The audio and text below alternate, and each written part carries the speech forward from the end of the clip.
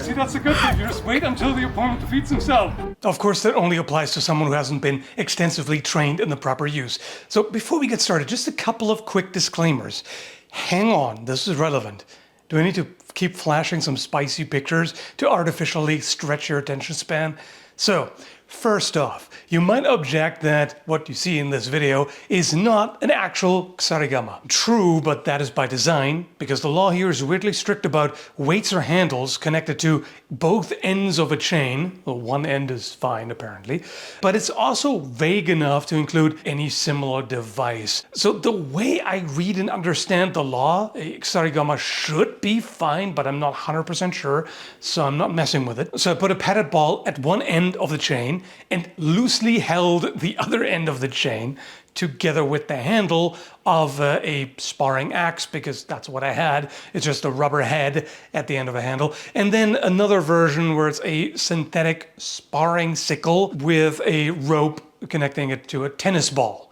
So that makes it perfectly safe, more like a toy, and even nunchucks are legal as long as they're padded versions for training. So it's just a practical approximation of a Kusarigama, the closest I can get. I've talked about it before, but I wasn't happy with just the theoretical approach. I also wanted to find out what it's like. But, and this is the second and final disclaimer, if you want to learn about how this weapon is used properly, don't watch this. There are plenty of videos by people who are trained in the use and are experienced and skilled enough to show you how it's done right. This is not instructional. This is just a bumbling fool exploring the mechanics of this type of weapon out of personal curiosity. All right? I don't want to be one of those people who mess around with something without knowing really how to use it properly and then dismiss it as impractical just based on lack of familiarity. All right, that all being said, let's get to the damn video. Okay, so I'm just gonna hold the chain right here along with the axe. We're gonna imagine it's a kama or whatever else, really, doesn't matter. I didn't realize how awkward it would be to swing the chain with the left hand. You know, my less dexterous hand in this case. Because I want to use, you know, what I consider the main weapon in the main hand, but this is, I don't know. I need a bit more dexterity to move this rather than just that. A thick rope would be better than this string here, which is all I had. For reference, what I'm trying to do is supposed to look like this.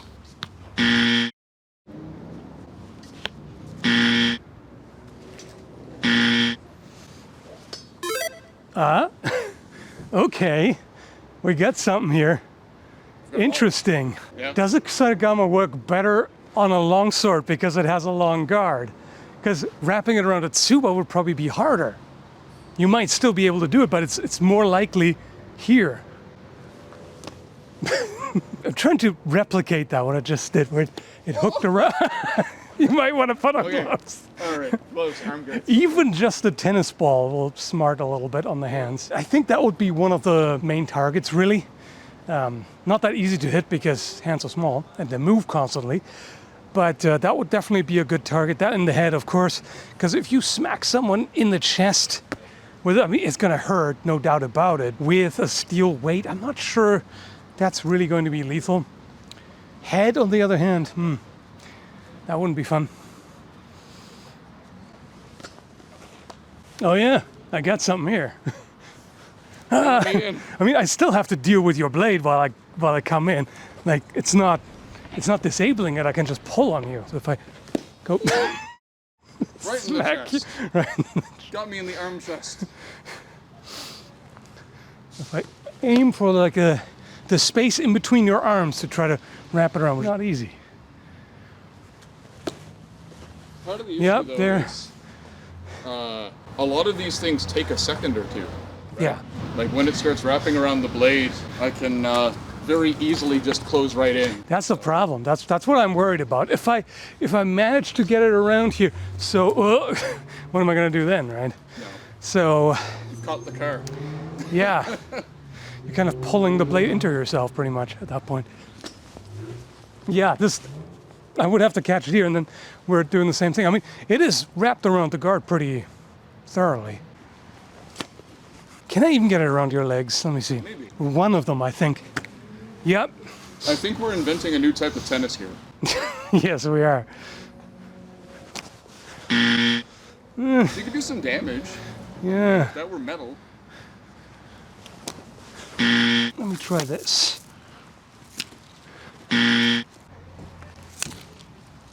a little more force will get it. Yeah. And I got to pull right away Yeah. before it unwraps again. Woo. A little like chain burn going on there. Chain burn, yeah. Even just hitting the arms with an actual weight. Bonk. If I swing this way, you know that it has to come from here, Yeah. right? I mean, I could go over this side. That's the most I can do. Yeah. But you know that it's coming Somewhere in this area. from above. If I'm twirling the opposite way, you know that it's coming from below, right? Because I can't really, if I'm twirling it this way, I can't really stop and change direction. That's one of the main disadvantages of a flexible weapon. With a rigid one, you can feign one attack and then switch, and so I can go low, high, or vice versa. I can't really do that here because how am I gonna interrupt this? It's just not really happening.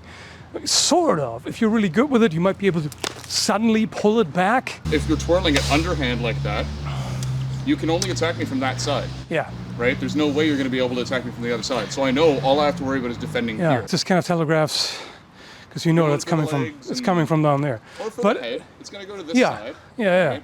But it's still like it can either go up or it can go low. So that's to the hand maybe, but you don't have to do much to defend against it. That's kind of the problem here.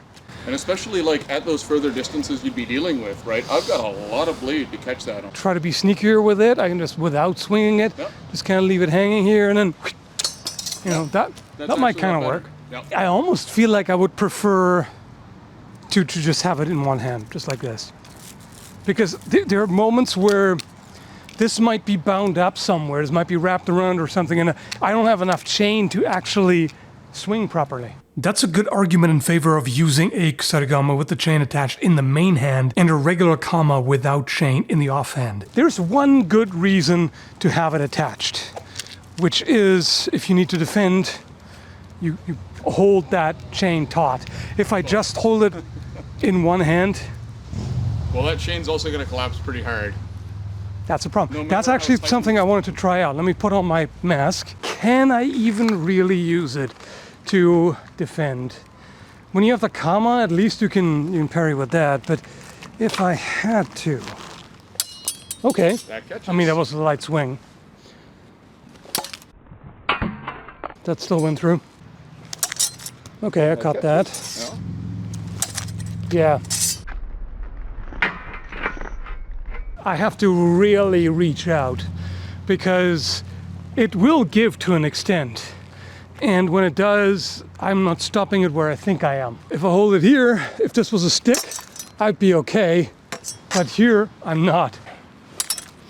That Yeah. stopped it. This can probably be mitigated with practice, just learning to hold onto it very securely and pulling as hard as possible. So again, I have to really drive it out. Go. Then I can catch it. But if I'm trying to block it the way I normally would with a rigid weapon, bonk, that hit me in the head. It's a bit riskier, so you have to really overcommit to it, which leaves you open to a feint. So if you pretend to hit up there and I go here and then you go low, it's like, oh crap, you know. It's a skill issue, of course. I'm just thinking it makes it a lot harder than defending with a rigid weapon. Or even if you were coming in this side and... Yeah, Right. that. I would have to then Yeah, quickly go too over fast. there. Would I take this over dual sickle? We already know how hard that is. I don't know. I really don't know. Man, this is awkward to handle with the gloves. Man. Got my leg.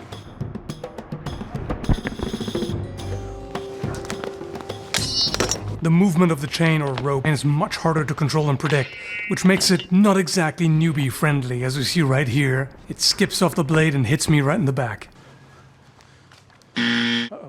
Got my tree. Natural enemy, branches. I should not actually have the microphone on me while doing that. I didn't want to risk hits to the microphone, but the sound is a lot worse without. I was trying to keep him away by continuing the swing, but it wasn't hard for him to time it, to rush in after the rope swung past.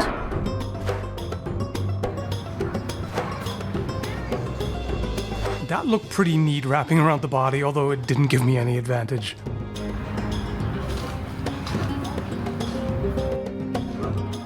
My muscle memory from practicing with rigid weapons got in the way there. I controlled the sword with the axe, or comma, stand-in, but with the other arm I swung as if it was a rigid weapon, which didn't do much.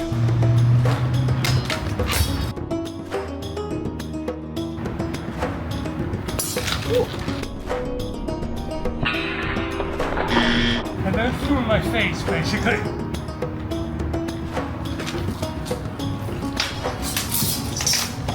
I knew he'd close in right after that swing, and I couldn't recover the chain in time, so I decided to use the axe instead, which almost worked out. Please, your national enemy.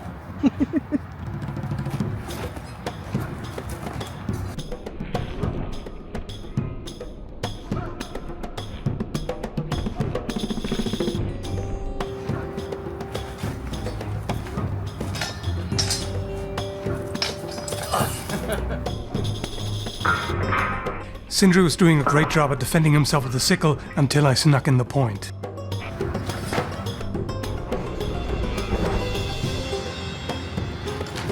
Oh, yep, you got me. It's predictable. When it's just past me, I can move in safely.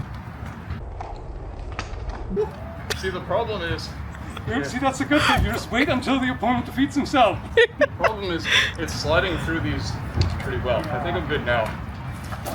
Yeah. Yeah, no, I'm in trouble.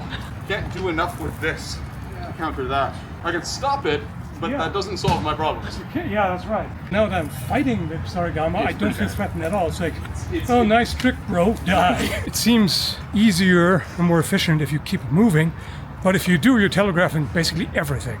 It's just, with the sword, I'm just like, oh, here it comes. It might just be a skill issue, because neither of us is trained with it. So in all fairness, we might just be doing it horribly, poorly wrong, but those are just some thoughts about the design in general.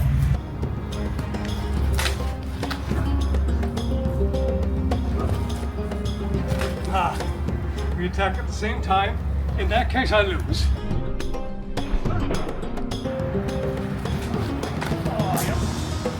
And then it wrapped around after I got the lethal blow. Oh. You good? Right as yeah, that's fine. Right as I swung forward to hit his legs, got me there.